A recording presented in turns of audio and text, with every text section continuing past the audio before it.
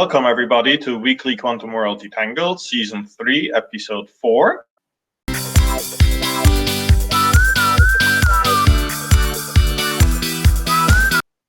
Today we are joined by my friends and co-moderators Denise Ruffner. Hi everyone, Denise Ruffner coming to you from Southern California, and a house under construction. Tommaso? Hi everyone, very nice to be back. Calling you from Singapore, Tommaso here. It was under construction this morning, also in our building, but tonight is all nice and quiet. And we are joined by a special guest from the south of Germany, Dr. Tatjana Wilk. Welcome, Tatjana.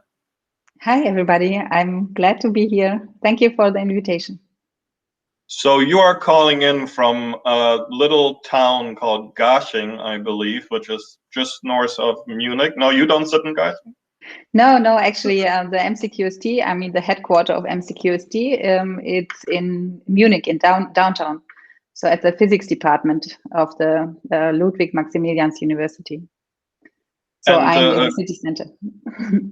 Garching, where the Munich Quantum Valley is located, kind of halfway in between downtown and the airport north of Munich. It's a little bit of a special town when it comes to research and science, right?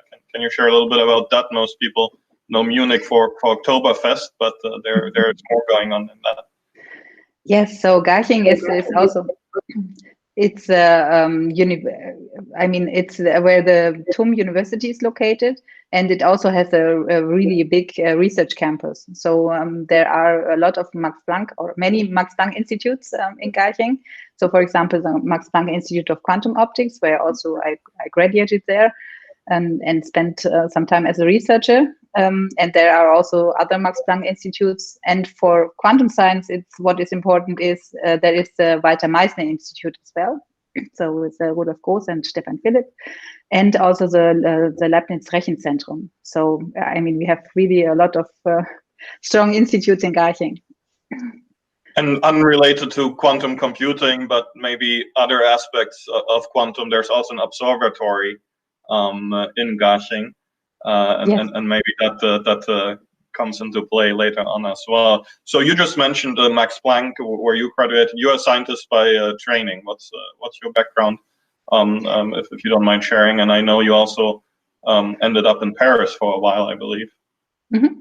Yes, exactly. So I graduated at the Max Planck Institute of Quantum Optics and from TUM on a topic which is atom photon entanglement. So there we basically have a single atom placed in an optical cavity, and we generate photons from it. So it could be some kind of interface between local qubits and flying qubits. That was my research topic during my thesis. And then afterwards, I was in Paris and I worked on an experiment, which is now related to quantum simulators. So it was at the beginning of this project. We only had 2 atoms and we entangled them at a quite large distance. So for neutral atoms, it's a large distance of 3 micrometers. And now this experiment, it's led by Antoine Brouwels, and they have much advanced since then. So it's almost 10 years ago when I was there. And yeah, now they have, so to say, hundreds of atoms in one actually cube order. They can order them, and they do really nice things. And afterwards, I was at, sorry. No, go ahead. You had a question? Yeah, I was at Max Planck Institute afterwards, and then I was working on a topic also in cavity QED. And so there we actually made photons interact. So I mean, we had an atom placed in an optical cavity, and this atom could actually detect if there was a photon present or not. And actually, with this, also the other photon reacted on the second photon. So light, which typically does not interact with each other, we actually mediated the interaction with the atom, so which is also quite nice. So now, I mean, this experiment was extended, for example, at MPQ, I mean, to detect if a qubit is present or not. So photonic qubit could now be detected with a technique which is similar to that. A very impressive scientific and academic background, and now you manage the Munich Quantum Center, so more of a managerial role there, I imagine. In previous conversations, I asked you a couple of times about investors and startups, and you get not sure how much I can say about that, so I know you answered those questions just fine. So how did you transition into this more managerial role, and how are you liking it? Yeah, so actually already during my research career at the Max Planck Institute, I got also into a coordinator role. I managed an international training network, an ITN, funded by the European Union. And there were several groups involved, so from all over Europe, and the PhDs, they always got together to have also joint events, and I was a coordinator of this network. And there I got in touch with science management, and I really liked that. And then I got the chance actually to be the manager of the excellence cluster here in Munich, the Munich Center for Quantum Science and Technology. And then I thought that it would be the perfect job for me. And well, I like it a lot, actually. It's great to have another woman in quantum in a leadership role. Let's learn a little bit more about the Munich Quantum Valley. Denise, take it away. Thanks, André, and it's a pleasure to talk to you. So thank you for joining us. I just wanted to hear a little bit more about the Munich Center for Quantum Science and Technology, and kind of tell us a little bit about the organization. And do you abbreviate it? Is it MCQST, or how do you call it? Yes, we just call it MCQST. And it's a cluster of excellence. It's funded by the German Research Foundation, DFG, and it's a long-term project. So they want to really have highlight special research areas in Germany. And typically, there are in total there are 57 clusters of excellence in Germany. And the topic is, they vary completely. So there are some in physics, and ours is on quantum science and technology, of course. And we are funded for a period of 7 years. And this gives us the opportunity to really have a long-term research program, which is really nice. And also, in addition to the research program, we also have, funding for young researchers, for example. So we really want to invest also in the future of this field of science. And yeah, I think there are a lot of options also for young researchers here. So tell me about young researchers. Is that student internship? Is that postdocs? Is that grad students? Mm-hmm. I mean, we basically have positions or opportunities for people on all levels. So we start with a bachelor program in the summer. So, I mean, last year we wanted to start this program, but unfortunately the pandemic got in the way and we could not invite the students. But in principle, it is planned to bring 20 students to Munich and to give them lectures and to also integrate them in a research group so that they can work on experiments for 3 weeks or 4 weeks. I mean, we also established a master program here in Munich, so the master in quantum science and technology, which is really interdisciplinary. So there are also courses in chemistry and in computer science and electrical engineering, which also contribute to this master program. Then, of course, I mean, there are strong graduate schools here in Munich. So we have the IMPRS, which is Max Planck graduate school for quantum science and technology as well. And we, of course, the cluster also has many research positions for graduate students. And we also have a postdoc program. And which is maybe one to highlight is that we also support people from postdoc positions to independence. So we have this program that we call START, and where postdocs get their own budget for 2 years, and they can do their own experiments or do their own research during this time. Wow, that's a fabulous program. I like that. quick question. Are there a lot of companies that are spinning out of the MCQST? Can you tell us? Yes, I mean, we are very young. So the MCQST started in 2019. So there are not yet many companies, unfortunately. So we have, I mean, I know of one which now is still in our laboratories here at the university in Munich. But there are, of course, some companies that actually had their origin in this research area in Munich. So, I mean, for example, Menlo Systems, which is a laser company and which sells frequency comms, comes from the Max Planck Institute of Quantum Optics, for example, so from the group of Tatjana. I mean, there are also other companies which have very close connections. So Kyutra, for example, is another company which also has its origins in Munich, in Garching. Also, I mean, IQM is maybe one also a famous example, because I mean, Jan Götz, he was a PhD student, I think, at the Walter Meissner Institute. So he also comes from our scientific background. That's great. Thank you. Very interesting. Tommaso, I'll hand it over to you. Thank you, Denise. And thanks again, Tatjana. It's very nice to have you here with us. So okay, I have a few questions. Let me start with the following one. So here in Singapore, we have the Center for Quantum Technologies, and I am very biased towards quantum computing. I love the field, and sometimes I easily forget that when we speak about these big centers of excellence that focus on quantum tech or quantum sciences, is not only about quantum computing. And in fact, the same is true for the MCQST.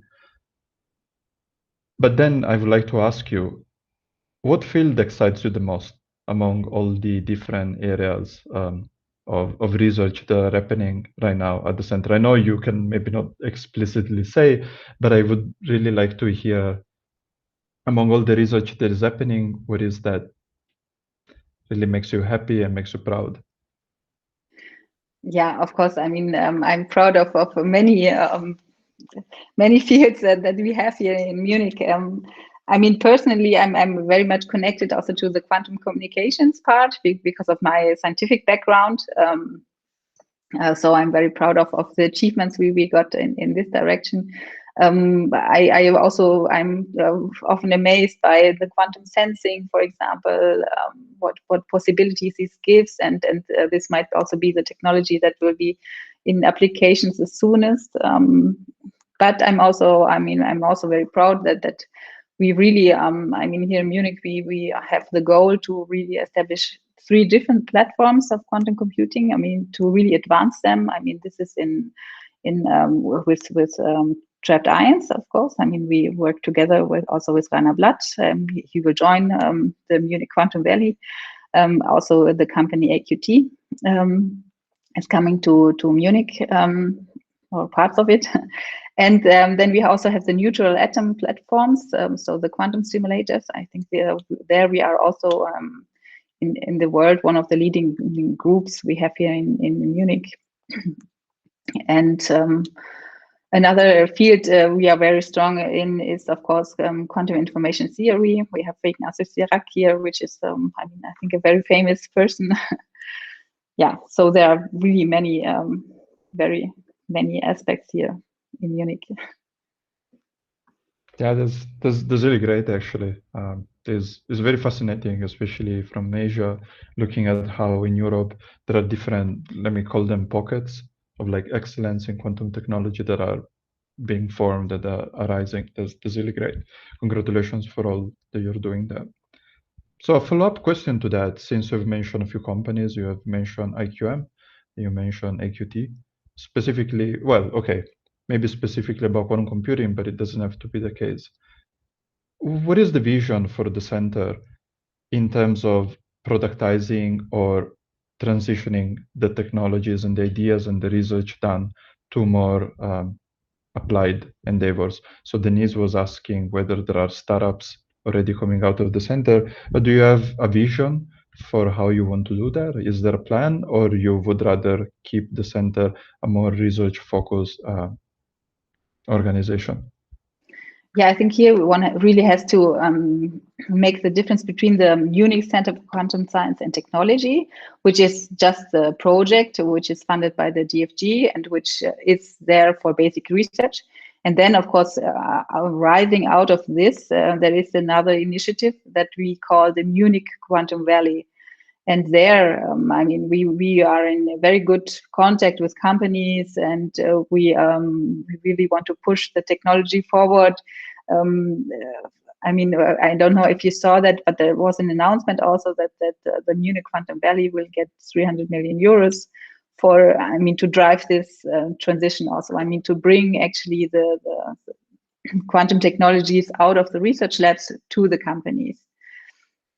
So I think this is a different stage, so to say. It makes sense, and it's nice to have the division and to have the two initiatives working together. Last question, a quick one. In the last 10 years, have you seen an increase in number of students who join quantum tech as a field? Do you think there's been a boom lately, or is still business as it was 10 years ago? No, we see a strong boom actually. So I mean, okay, 10 years ago there was only, I mean, you studied physics, and then you, of course, you could specialize in quantum. But now, I mean, here in Munich, we have now this QST master program, and we announced it last year. So in fall, we had the first group of students starting. There are 35 students now enrolled. But now for the second year, we already have more than 200 applications, and the application deadline is not yet finished, so to say. So we expect that we will have 100 students next year, or so. I mean, we will see, but yeah. So there is a very strong boom, and we also see. I mean, we are very well connected in Europe, and we see. I mean, other QST master courses popping up at different locations. That's fantastic. Thank you so much. I'll pass it to André. Thanks again. Thank you.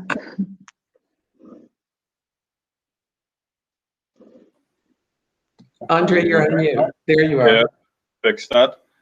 Thank you, Tommaso. Tatjana, we have to wrap up this little conversation, our famous muscle-bruised quantum questionnaire, 6 rapid questions, and hoping to get 6 rapid one-word, one-sentence answers from you. No right or wrong, as always.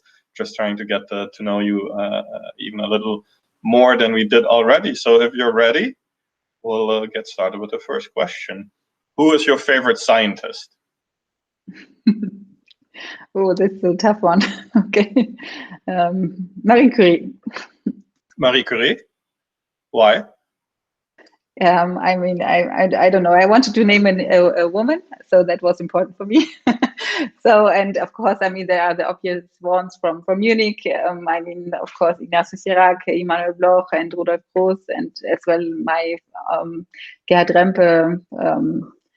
But I don't know. So maybe I mean, I can also think of another woman. But Well, we'll stick to Marie Curie. Do you have a favorite entrepreneur? Oh, that's also difficult.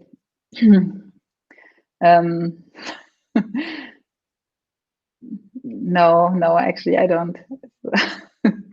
Yet to be born, maybe in Bavaria. What is the quality that you desire most in a scientist? The quality I desire most in curiosity. Tommaso asked a similar question earlier. What do you appreciate most about working in quantum tech? That it's such a dynamic field, and everybody is very enthusiastic, and this is just great to be in such an environment. What is your favorite quantum tech application? Quantum communication. What is your quantum dream? Have a quantum computer from Bavaria in sold in to the whole world, to the rest of the world. What is your quantum nightmare? That the Munich Quantum Valley is not developing the way we think it will. Imagine it does, and tomorrow morning you wake up, drive up to Garching, and you have the first universal fault-tolerant quantum computer in the world. You can't use it yourself, but you can give it to somebody. Who would that be? I would give it to the community. To everybody, so to say. To everybody. Okay, so make it open source, open access. Make it open source, yes. Good, fantastic. Tatjana, thank you so much. Really a pleasure speaking with you. Germany has truly evolved as a leader in quantum technologies. Even so, we have a lot of catch up to do on the startup and investor front. On the government front, we're with now almost 5 billion together with Europe, a global leader. And as much as it pains me to admit it, being from Frankfurt, Germany, which has the better beer, the better football, and the better companies than Munich, Munich and Bavaria is leading the charge here. If people are interested in learning more, do you have any upcoming events? How can folks best get a hold of you? Yes, we have a conference coming up in July this year. So it will be free of charge. It will be online, unfortunately, only. But you're welcome to join us. So from the 19th of July to the 23rd. Thank you so much, Tatjana. Perfect. We'll share those details. Thank you so much. Thank you, Tommaso and Entropica Labs. Great to see you back here. Thank you so much, Denise and IonQ, who continues to support us. And servus to Bayern. This is season 3, episode 4 of the weekly Quantum World Detangled, and you are now detangled.